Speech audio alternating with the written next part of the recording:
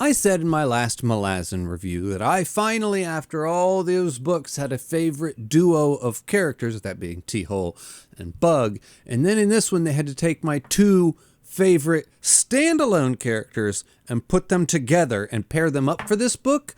So does that count as a duo? Because if it does, I don't know how you would ever beat it.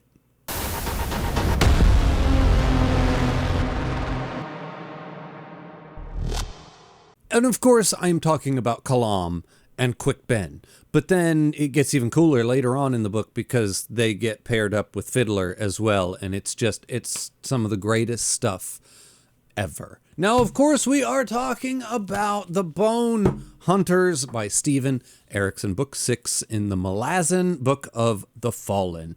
And this, of course, will be a full spoiler review, just like all the other reviews. Once I get this far into a series, I just go full spoilers. It's kind of hard to do a spoiler-free anyway, so let's not waste our time doing that. And I'm not even going to lie, right off the bat, this book is like in serious contention to be my favorite Malazan book ever. I'm not far enough away from it. I haven't had enough time to think about it, and I don't know if I'm quite ready to dethrone Memories of Ice yet, but damn, if this isn't my favorite, then it's number 2.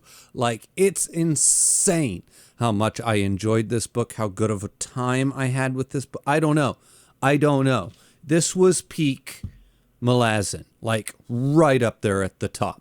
So this book picks up pretty much where we left off in House of Chains, and we are chasing Leomund of the Flails after that big fallout between Tavora and her sister and the cult of Shaik, or whatever you want to call it. So Leomund's going to run away and he's going to hide in a city, and Tavora's going to chase him to this city.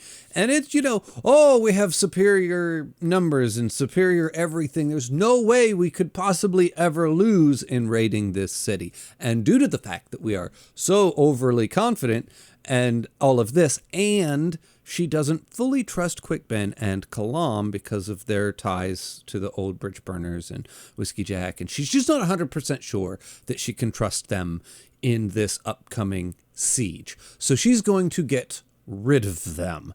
And as soon as this happens, I'm like, first off, this feels like a mistake. Your overconfidence doesn't feel 100% earned. I feel like just the combination of her overconfidence going into this city, and you're going to send away easily your most valued asset. Your most, just nobody could be more valuable to you in any situation out of all time than Quick Ben and Kalam. Getting rid of them is a mistake. I'm just saying. And at the same time, I'm like, either sending them away is going to be like the downfall of this mission. This is either everything will fail because Quick Ben and Kalam are not there, or this mission's doomed to fail no matter what. And actually, her sending Quick Ben and Kalam away is actually the one saving grace for those two characters, and it's what's going to save their lives. Because her confidence in this situation does not in any way transfer to me, because I'm not confident at all. I have a really bad feeling about it. I have a feeling that this is going to go south. Now, having read it, and with the power of hindsight, I don't think Kalam and Quick Ben being there was going to save a damn thing. So them not being there did not cause the downfall. Also, them not being there, I don't know if they would have survived or not if they were there, but I'm kind of glad they weren't, because that was a show, let me tell you. And so, having said all that, let's talk about Yagotten. There's a reason why everybody in the lead up to this book is like, why don't you just carve out a couple hours to read chapter 7? First off, I didn't do that. I spread it out over the course of an entire day because last month was I've said it before, last month was a very busy month for me, so I didn't actually have that luxury of dedicating a couple hours to the chapter. I kind of read it in bits and pieces, which I don't think actually destroyed the experience. I loved every second of it, no matter how I experienced it. That was amazing. Anyway, the whole thing was amazing, from the buildup to entering the town. to realizing that something's off, to realizing that it's literally one big trap and it's a powder keg waiting to blow. And then once the fire starts and everything starts to go down, I kind of want to talk about tension for a second, because there is a level of tension and anxiety that he creates in this book, in this scene. There's a couple different times in this book, but this is the first time where it really becomes front and center. And he creates a sense of anxiety and a sense of tension and dread, and just, you're on the knife's edge for a long time in this. And it is a level of tension that I have not seen him create ever at any point in the series up until now. And I don't know if it's just something I have not connected with it in the previous books, or if he's getting better, which of course, if you ask me, I think it's just the fact that he's getting better. I say this every time. I think he gets a little bit better as a writer every single book. And I always personally have something that I latch onto. The last one, I thought it was the comedy. I don't know if he's intentionally picking these things for me to feel, or if it's just me and what I'm experiencing as a reader in this moment in this book. But for me, it was the tension and that anxiety and his ability to dial it in and keep you there for a shocking amount of time. But in the entirety of this chapter, when my enjoyment truly went to 11 was when they went underground.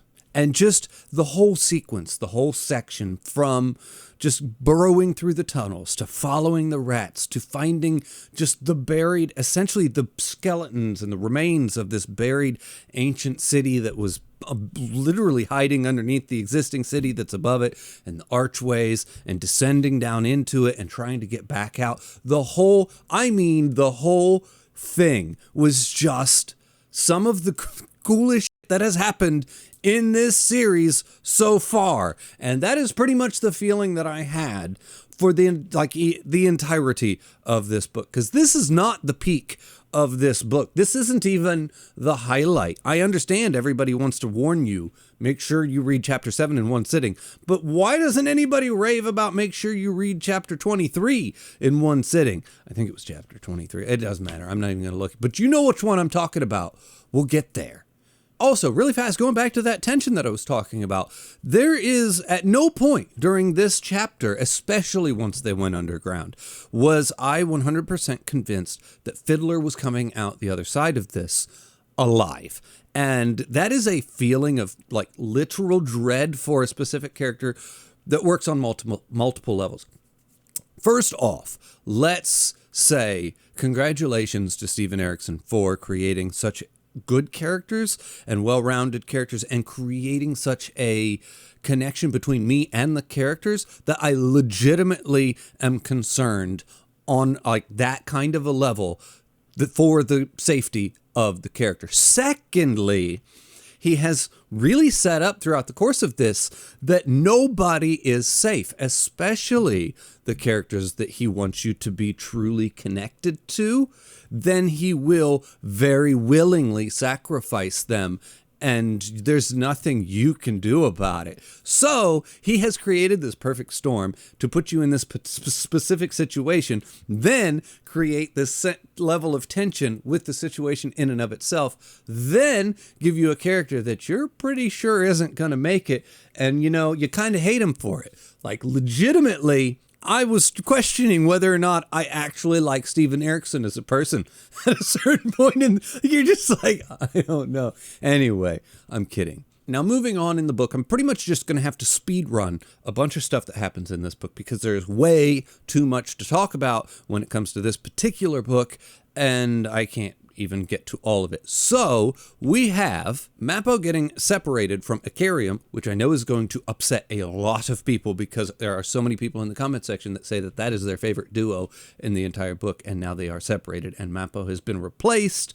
with somebody who is much more in line with the group. What are they called? I can't think of it off the top of my head. Whatever, the group that is trying to use him as a weapon, and this guy is much more in line with what they want, and he's really just there to manipulate and use Icarium. Then Habora, Cutter, and that group gets jumped, pretty much everybody gets killed. Cutter's guts are literally spilled, and Felison is kidnapped and becomes the new Shaik. Also, Perrin suddenly appears in Seven Cities, which is just awesome, by the way. His whole showing up and on the boat and the whole Apsalar thing. Then he kind of cures the plague with the help of Shadow Throne. Now, speaking of Shadow Throne, this is what I meant by I had to speed run a lot of this. Speaking of Shadow Throne and Perrin, we get a lot of conversations and discussions about the ascendants and the gods and all of that in this particular book, which was great because we kind of shined some light on the whole ascendants and gods and elder gods and how all of that works. So it's much more clear. I wouldn't say it's like clear, but it's much more clear as to how all of that works. Ascendants and gods are kind of like the same thing in the way that a square is always a rectangle, but a rectangle is not always a square, if that makes any sense. And like I said in previous videos, they're all just kind of regular ass people who have ascended or past a certain level, and they kind of become, when they ascend from being a normal person to an ascendant, they become immortal, and they have a force of power that is connected to their force of will. They say at a certain point in this book that when a man punches somebody in the face, they break their skull or knock them out or something. When an ascendant punches somebody, they go through the wall, but that is not an extension of their power of their physical body. It's more like an extension of their power of will. Then if an ascendant is able to gather enough followers and worshipers, essentially, they then become a god, and they have obtained godhood, and somehow I think they have control over the Warren. I don't know, maybe. But depending on whether or not they have followers, then they become a god versus just a regular ascendant. But then in prior books, they have said that there are ascendants who actively reject their godhood, and they use Animander Rake as an example. So what I'm assuming from there is that you can be an ascendant and have enough power and enough clout to command a certain level of reverence and worship from people that would then elevate you to the state of godhood, but because you actively reject the worship and that following of people, you reject the godhood and you remain an ascendant, I think.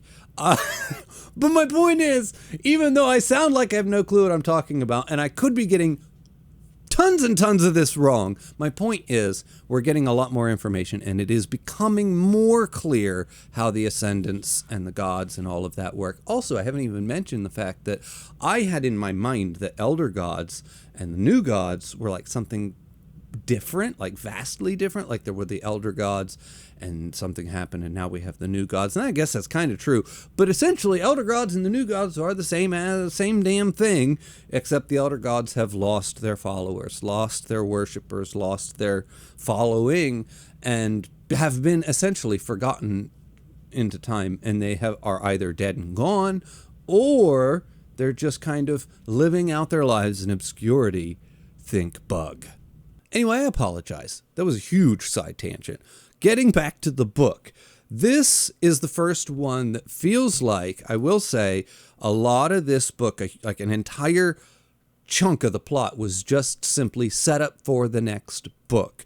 Getting characters in place to where they need to be and getting everything lined up for that payoff to come later in the series, which is the first time I have felt that in this series. I've said before that this series feels 100% wholly unique in the fact that this series, so far, up until now, has felt like a series of standalone novels that just so happen to exist in the same universe with the same characters, and they all kind of revolve around each other.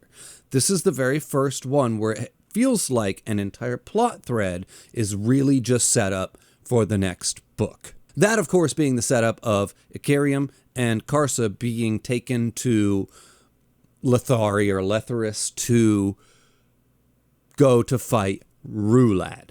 And having that plot line integrated into this book, where it's not a plot line that really has much of anything to do with this book, and like I said, it feels like 100% setup for the next book, kind of feels like it's doing two things at once, or signaling two things at once. One, we're entering a convergence where these are going to start converging into one story and starting to feel a little bit less like a standalone, a series of standalones. Then it also feels like it's really signaling that we're entering the end. We're really approaching a conclusion to this story, and we're going to start to get the conclusion, not just like the micro mini conclusions to each individual book, but we're starting to really see that we're heading towards the end of the actual series. Because to be honest, up until now, it feels like we haven't actually had a massive convergence of anything in the series. It's felt like a series of shuffling and reshuffling of the characters around. We'll get these characters here, and then we'll shuffle them a bit. The next book, we'll shuffle them again. Also, truth be told, I was a little bit sad to have that feeling in here, of that feeling of, prepping and setting up the next book, because so far that feeling of standalone-ishness that the Malazan series has had has made it so unique from other series. It was one of my favorite things about it. So kind of having that, through line to the next book, like such a concrete through line to the next book, kind of made me a little bit sad, even though I'm saying that this is like contender for my favorite book. Just saying. Although this one really does have its extremely final climax that applies only to this book, even though there might be a few more cliffhangers in this one than in previous books. Maybe not. I don't know. We'll see. There is still a very clear shift in the feeling of the books, because it feels like it is now being directly tied to the next book, which also kind of feels like it's shifting the momentum, maybe a little bit more of a forward driving force as we enter the back half of the series. Now, let's talk about the climax of this book. And I also, in doing so, I want to go back to talking about the tension that he is able to create in this book. Not that there's not tension in the other books leading up to this point, but whatever he's doing in this particular one, he is crushing it. Starting from the card reading from Fiddler through to the conversation between Tavore and Lazine, and all the way through to the end of the book. Speaking of that conversation between those two, I was literally on the edge of my seat the entire time. It felt like that could have gone any direction in any second, and these two women are playing like 4D chess with each other, speaking through what they were saying, through what they weren't saying, through the looks on their faces, communicating through eyes that I wish I knew what they were saying to each other. I was literally like chomping at the bit through that entire conversation. And she's trying to talk to Kalam, and she's trying to bargain with him, Lazine. And I'm just like, I don't know what's happening, and it's stressing me out. The whole thing was amazing. Then we get out of there, and Kalam has to make his decision. Is he going to stay, essentially, and try and assassinate these guys that are clearly in a position to influence Lazine, or think they are, and he's going to free her up from them while taking over the claw? Or is he going to escort Tavore out of the city? And he really has to decide. And then real fast before we get to the play out and how it all goes from there, just jumping back to the conversation for a second, it feels to me like Tavore and Lazine are on the exact same side, and they really are. Their end goal is the same end goal, but their ways of getting there is just drastically different. And through certain political machinations and maneuverings, they have somehow ended up in positions that are very far from each other, and the ways that they're attempting to get to the end goal are no longer compatible, and they are actively kind of grating against each other, and they have to actively work against each other, although their end goal is kind of the same. And I think it's because of the political ramifications, especially surrounding Lazine, and the kind of situations that she's got herself in and the alliances that she's got herself in. And I don't know, maybe I'm wrong, maybe I'm missing something, but the whole thing felt kind of tragic in the sense that they're really trying to get to the same ultimate end goal, but they have got themselves in such drastically different situations that they now have to actively go against each other, even though they're kind of on the same side, I think. Anyway, Kalam getting Tavore out of the city just might be one of the greatest things ever put to paper in this entire series, and maybe one of my favorite things that I've read like ever. Just the scenes of him fighting and taking out the claw and getting her and her lover out of there, and her lover very clearly trying to just take all of the damage. She knew she wasn't going to make it, but she was fighting harder than just about anybody to get Tavore across the finish line. Then, of course, Kalam's going to lead the claw away from them, and in doing so, take all of them upon himself. And he then needs his ace in the hole, and right when he crushes his acorn and asks for Quick Ben to jump in and save his ass, is when Shadowthrone pulls Quick Ben away and says, ha ha ha, remember, you owe me a favor. And then we have to go and come to terms with the fact that Kalam's not going to make it out of this alive, or at least the odds are against him. And the whole scene is pretty much perfection. And there was pretty much at no point from, I don't know, I just had a bad feeling from the time that Kalam decided to escort her out of the city all the way up. I had this real bad feeling that Kalam wasn't going to make it out of this alive, and this was going to be my farewell to one of my two favorite characters from like the jump. Actually, I don't think Kalam became one of my favorite characters in Dead House Gates, but that's neither here nor there. But I was 100% sure I was going to have to say goodbye to Kalam.